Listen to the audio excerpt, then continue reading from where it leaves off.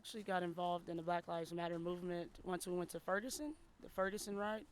It was life changing. Um, I experienced black love for the first time, and I was able to cry for the first time and heal. Before I was part of Black Lives Matter, I was actually sitting at this park just hanging out like all my friends over there. Um, that's what I was doing at first. I really didn't have any drive. I had no self-respect. I had no love to give, and so now I'm actually trying to give back what Black Lives Matter has given me. Well, I got involved with Kendrick McDade's case once his mother, Anya Slaughter, reached out to me. I did an action at the Rose Parade, and I had his picture. I made a poster of his picture. And at the Occupy LAPD headquarters, his mom walked up to me and she said, "You're the one who had my son's face on the news. You remembered him." And from then on, I loved her. She's been my family because in her I've seen my mother, my own mom, who's lost her son, and I see how when they lose their children, they lose themselves. And she had to relearn how to write, relearn how to eat, like you know what I mean. And it was like that moved me, and I'm determined to not lose any more friends, not lose any more young men in my community or women. And I promised his mom. I promised his mom that I would get her justice, and I'm going to keep that promise. I grew up in Pasadena. We moved here when I was about 7. I have one brother who's deceased and 2 sisters, one sister who's deceased as well. Um, I grew up on Los Robles in Orange Grove, which is actually down the street. They considered my neighborhood a zero tolerance zone. So even if we wanted to hang out in front of our apartment, we were considered a gang member. Um, my mom worked lots of hours, so the people on the outside of my community, which are considered the gang members, were my family. So I grew up lost and confused. I grew up around here searching for answers. I played basketball, but I didn't have anybody to show me how to go to college or the SATs or anything like that. So once my brother was killed, I just decided to quit everything. I graduated from PHS, but I didn't go any further after that. He was murdered on 73rd and Figueroa at 10 o'clock in the morning. A car pulled past him and said, "What gang are you from?" And he said, "I don't gang bang," and they killed him. I was 14, and my brother was like my father. Um, I handled it. I didn't handle it. I got into drugs. I got into drinking. I had scholarships for basketball. I just quit basketball. I see no more need to live because I'm like, you're just gonna get killed anyway. My mom, she has 26 years clean, and I thought she would relapse because of her son was murdered, but she kept going, she kept it pushing. So my mom has been that motivation for me. I'm tired of putting my friends on my T-shirts. I'm tired of having car washes for them because we don't know about insurance. I'm tired of putting them as tattoos on my arms. This is when my friend was born, and this is his death date. And I'm sick and tired. So my goal is to save lives by any means necessary, even if that means putting mine on the line. I think it's really funny because when I was out here causing trouble, getting into everything, I never got in trouble by the law. But once I picked up a bullhorn, I became a target. And that just showed me how powerful the woman and black woman's voice is. Because they're trying to stifle me. They're trying to keep me down. I've gotten fired from my job. I've gotten kicked out of my home. And I'm still here organizing. It's just bullying. They're bullies. I was in Old Town. We did an action on March 24th.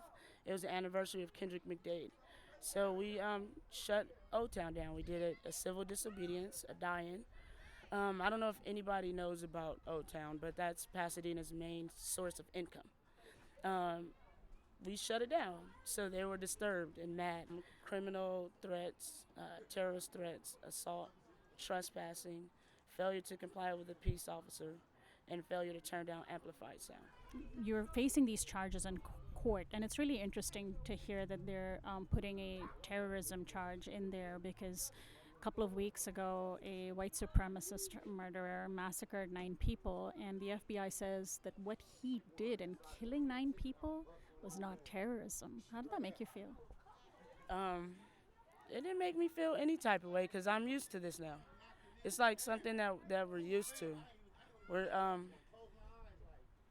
I don't expect them to do anything. I don't expect them to value our lives. I'm not expecting them to do anything. So it didn't hurt me. It used to. But Melina Abdullah taught me, why does it hurt you? Why, why are you expecting them to do something? You know what I mean? They haven't this long, so stop expecting. It's crazy. When we shut down Old Town, they came at us in such a volatile way, and we didn't back down. I seen Miss Slaughter, which is Kendrick McDade's mother, take her power back in his little sister, and they got in the police's face and they let them know exactly how they felt.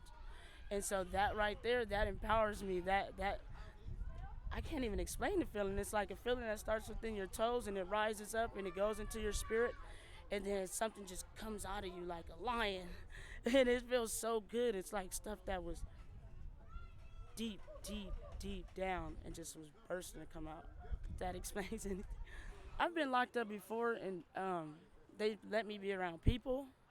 When I was locked up this time, they put a sign on my cell that said newsworthy, and I was completely in solitude, alone. When I went to court, they took me another route, which they have an underground tunnel in Pasadena. I didn't know nothing about that, but they used that underground tunnel. Um, then they took me to Linwood. They told people that I had got out from Pasadena, but that was a lie. They took me to Linwood, and the process to go into Linwood is just despicable. You have to like strip. Um, it's violating. It's so violating to be a woman in jail. And they tried to demean me. They tried to take away my pride. But when I left jail, I had people saying Asada. You know what I mean? I had people in jail saying, hey, we're going to look you up on Facebook. And they really added me. You know, and so what they meant for bad, it really turned out to good because I activated people in jail. Well, my trial starts in September 28th, 2 days before my birthday. Um, I'm going to still just keep organizing. There's nothing I can do. I know that they want to get something out of me, whether it's probation, whether it's time, they're going to do and get something. So I'm prepared for that. They're trying to make an example of you. Yeah, yeah. Well, what I'm doing actually is I'm teaching my youngsters how to be self-sufficient because most of them actually sleep in this park that we're sitting in right now. Most of those young people that you pass by, they sleep here. So they're homeless. Right now we have free lunches going on, and this is how I think we help. We empower them. We teach them that, hey, life is not, you don't have to give up because people are here for you. And when you do feel like giving up, you have somebody who you could call. You know, and TJ, he's one of the people that'll tell you. He made me really notice the work that I do is important because he's like, we never had somebody call us and make sure we're okay or make sure that we ate. And so that was really important to me. And so he let me know that we got to keep doing it. What I know is going to come out of Cleveland is going to be so much love. Some of my people have never even been out of the state, out of the city. So this is going to be like an eye opener. We're going to be around people who are nurturing, loving. So what's going to come out of this is so many warriors and leaders. I was walking in Hollywood one day, and this lady from France, she seen I had a Black Lives Matter bulletproof shirt on. So she said, France is concerned about Black Lives Matter. She said, can I take a picture? So she took a picture of me, then found me on Facebook, and then donated to the Crowd Rise. So it's like, yeah, people care. Financial solidarity is very important because, like I said before, I lost my job doing this now. So I completely have nothing. So I'm depending on people now, people power. And so a lot of people, they don't want to come out and be an organizer and help out. So help out with your money because it's poverty over here. We're hungry.